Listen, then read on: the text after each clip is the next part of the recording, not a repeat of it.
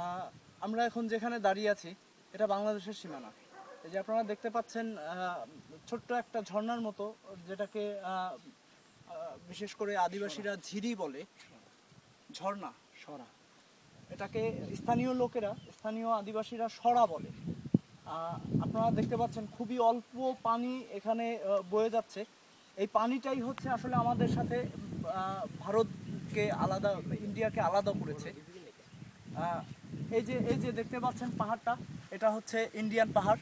আর আমি যেখানে দাঁড়িয়ে আছি এটা বাংলাদেশ, খুবই কাছাকাছি। এখানে কোনো সীমান্তবর্তী তার কাটা নেই, অথচ মানে এই যে বিএসএফ পাহারা দিচ্ছে, সেখানে দেখতে পাচ্ছেন একটা তেঁতুল গাছের নিচে বিএসএফ এবং বিএসএফ এর পোষা কুকুর আছে। এই পাশে বিএসএফ এর ক্যাম্প আছে, এবং মানে আরেকটু দূরে খেয়াল করলে দেখতে পাবেন তারকাটা।